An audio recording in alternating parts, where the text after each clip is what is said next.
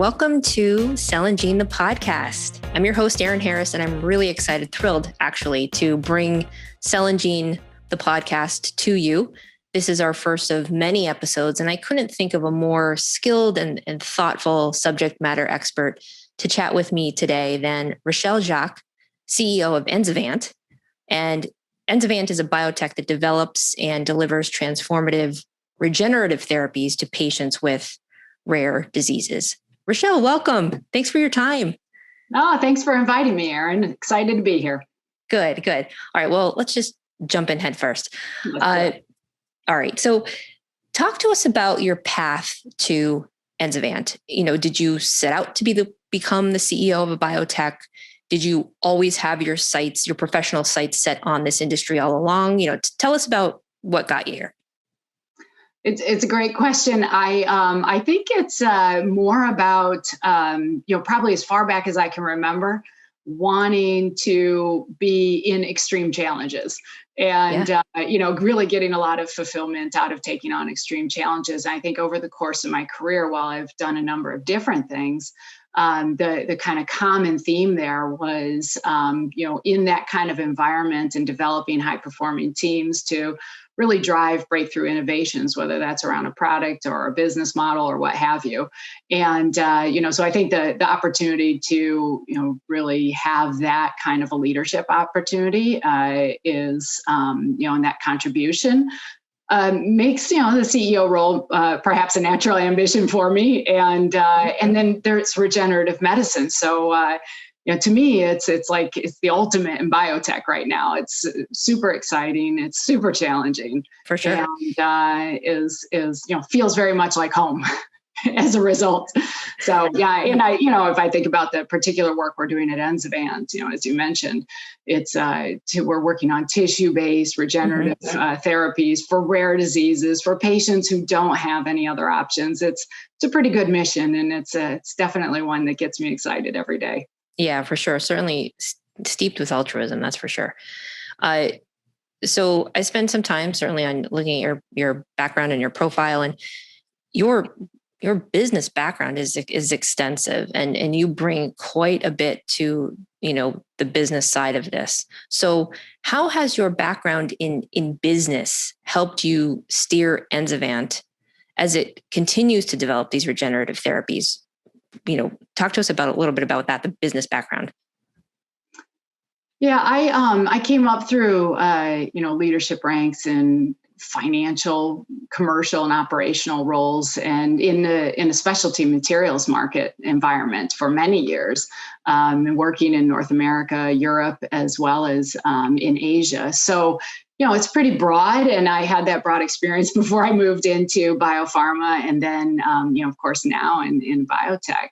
And I find it to be pretty helpful, actually, because right now in regenerative medicine, there's a lot of innovation that needs to happen, and I think being a bit of an insider and a bit of an outsider at the same time, at least gives me the kind of flexibility and thinking that it's a bit of an advantage, because I think it does allow me to not operate within the status quo, and really use that as a way to drive innovation and really support the team. And think about developing complex tissue-based regenerative medicines. We have to absolutely think differently, and we use that past as a springboard, but definitely don't want to use that past as a box to be in. And so I think I bring a little bit of a objective point of view and a different point of view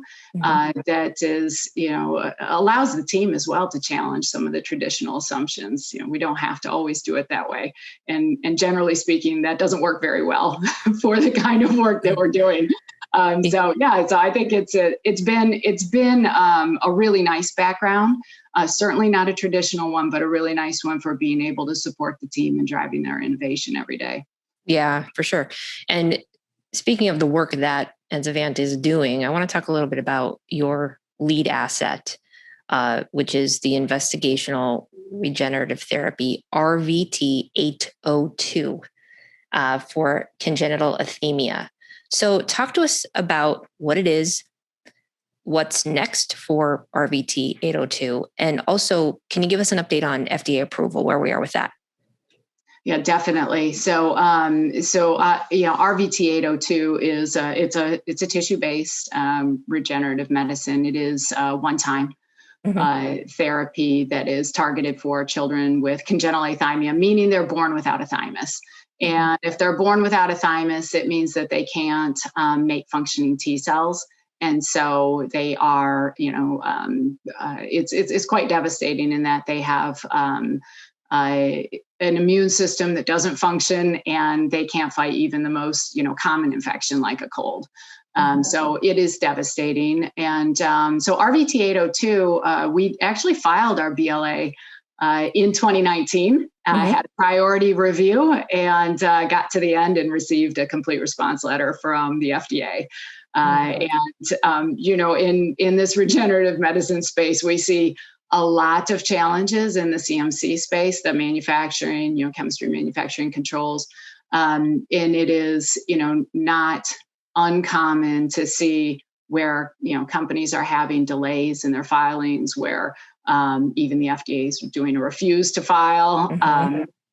And then, of course, complete response letters like we received. And so ours was focused on CMC questions by the agency.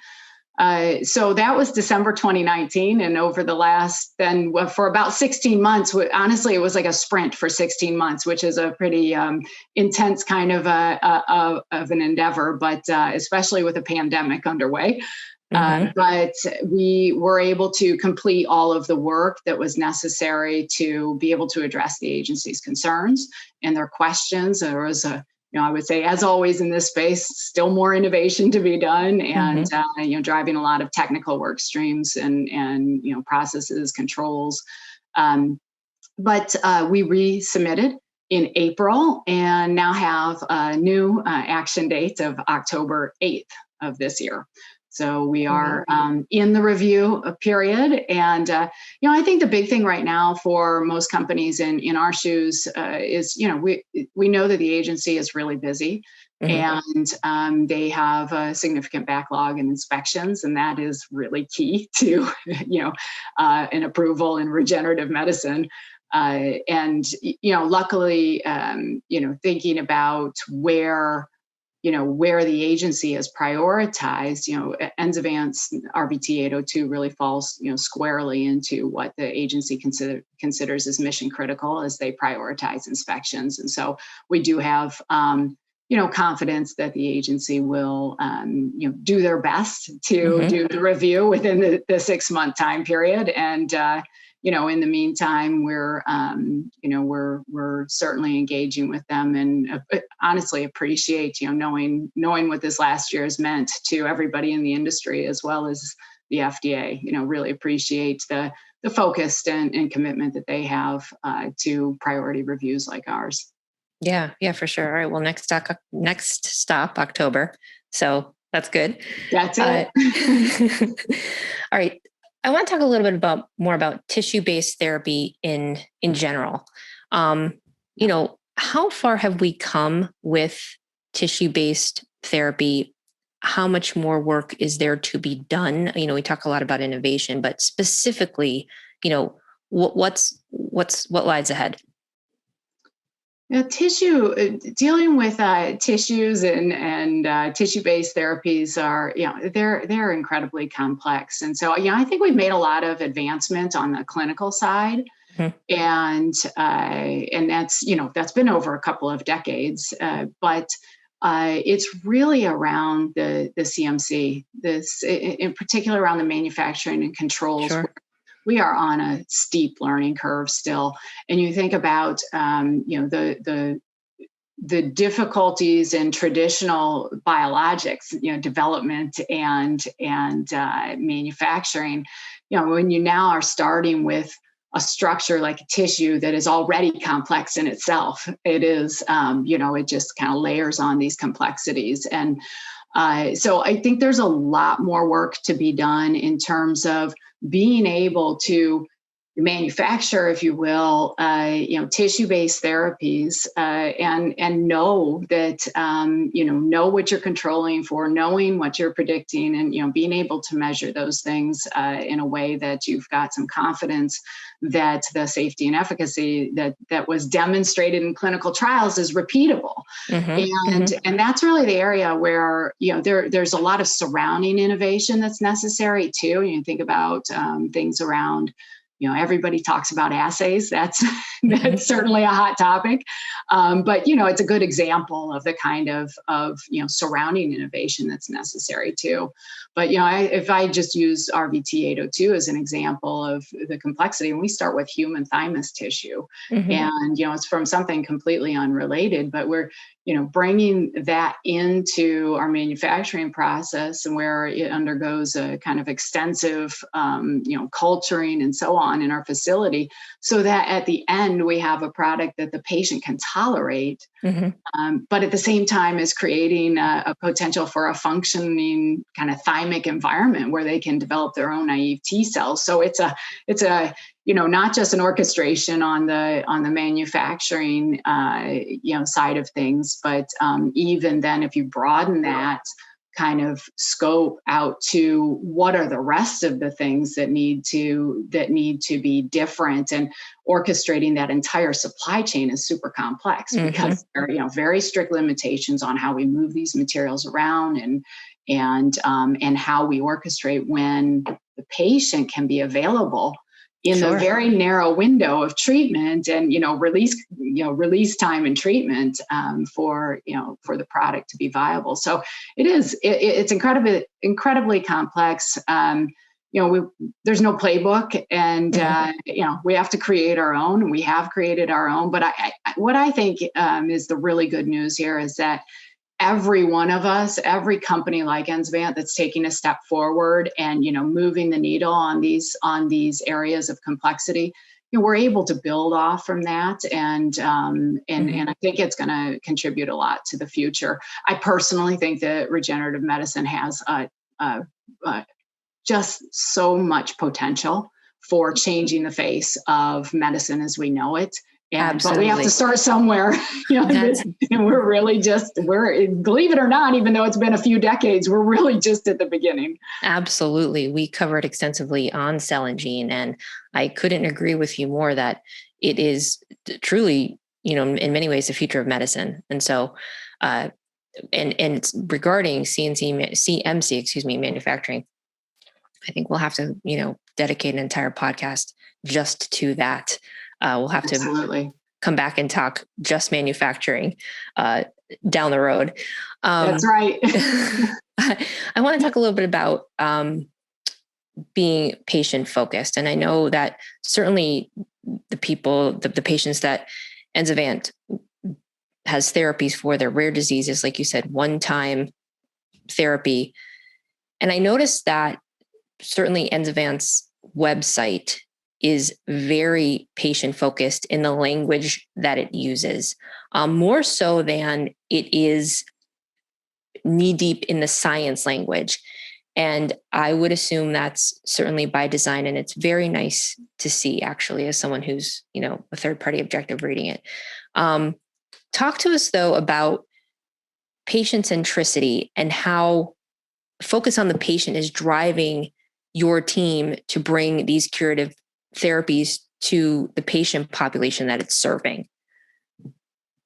Yeah, I think, in biotech, we all love working on cool science, but Enzyvant, when we think about what drives every single one of us, it is around the patients and their families. I mean, we're talking about children. So it's really the entire family, and they're the ones who, inspire our work and make it, make the need palpable.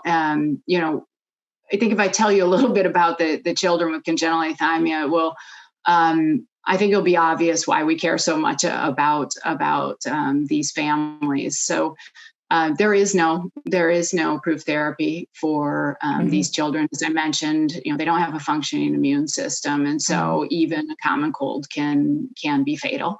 Most of them die by the age of 2 or 3. And, unfortunately, in that time, during those few years, they're enduring just a horrific medical journey. And the families, the families have to isolate. And we had a little taste of what it means to stay at home. Sure. They strictly isolate with, kind of almost hospital kind of sterilization procedures in their own homes. And that's how they're living. Usually a parent has to quit their job.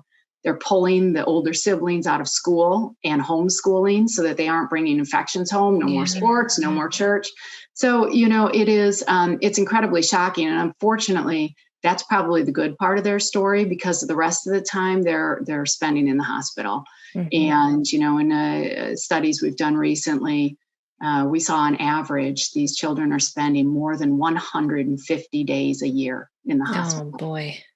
And, this is, and on the extreme end, there are a handful of children, 355, 365 days in a year.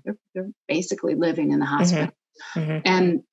And so it's devastating, not so many, infections, procedures. They're battling sepsis, sometimes multiple times.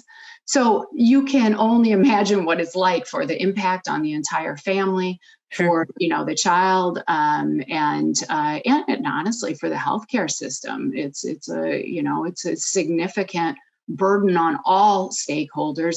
And then at the end, we know the outcome. And so this is why, when we think about the importance of our work and how we prioritize our time and our energy and our resources at Enzyvant, that's why we do that, really focused around patients and their families, and thinking about, if we're going to do this, what's the impact for the patient and the family? And we really do try to drive all of our decisions with that kind of questioning and that kind of focus.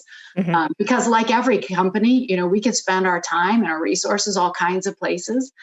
Certainly there are finite resources, and we want to make sure that we have the most impact.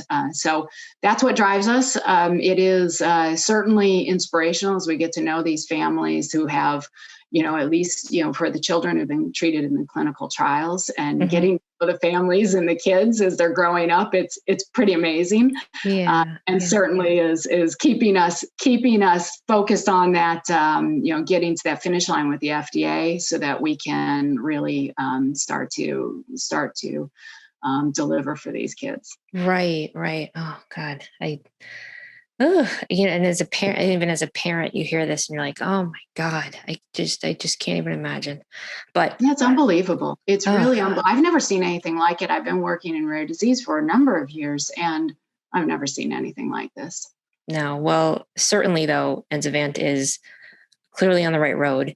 And that's actually my very next question was what is on the horizon, waiting for FDA. Yep. What else is on the horizon for Enzyvant? Yeah, so we so kind of with the whole mindset around focusing on first what's most important for patients. Our focus has been as fast as possible to a U.S. FDA approval, and following that, then there are a number of things that we know we need to do. So additional, we're doing additional development work, because today, the way that treatment works is there's one center of excellence. So these children and their families travel to Duke, which has deep expertise in the treatment of children with congenital athymia. But that's pretty tricky for families that are living across the country. Sure. And, you can't just get on a commercial aircraft when you've got, no immune system. So, we want to be able to bring the therapy closer to where the families are. So that's first order of business, is being able to expand to additional centers.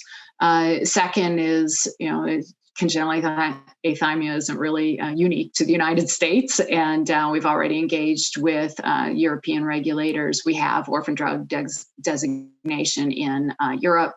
As well as our VT802 has been, ATMP classified. So we have initial discussions there, and we're continuing with those to find the regulatory path forward in Europe, and we'll look elsewhere as well, of course. And then, I think if you look at some of the underlying, science that is behind RVT802, really looking at how else can we leverage that in other kind of immune, challenged situations for rare disease patients. But we'll continue to be focused on regenerative medicine for rare diseases, and that's something that drives us all. And I think as we're working with these ambitions to reach more and more patients and be able to change the course of their stories. It's been it's rewarding work, and I really couldn't be more proud of the team. I think about what's been accomplished over the last, more than a year, Absolutely. Especially in the face of a pandemic. Right. Sometimes with people who've never even met each other live, and this team is just remarkable. Not just resilient, but really, I'd say demonstrating a lot of grit. So before we head out, well, first of all, certainly good things on the roadmap for sure. But before we sign off, I want to give our listeners a glimpse into who my guests are when they leave the office or the lab. And so at the end of each episode, and because again, this is the first, at the end of each episode, I'm going to ask each of my guests the exact same thing, which is describe your ideal Saturday. Oh, I love Saturday. I do too. Who doesn't? Saturday is such a good day. Yes. So my ideal Saturday is, everything starts with coffee, but from there, Right. I love, and I just love having this kind of unstructured, I'll call it unstructured day, time to spend with my husband, my daughter. My daughter is middle school age, and she still is enjoying time with her parents. So I'll take advantage of that. But I think about in the work life and how that impacts my ideal Saturday.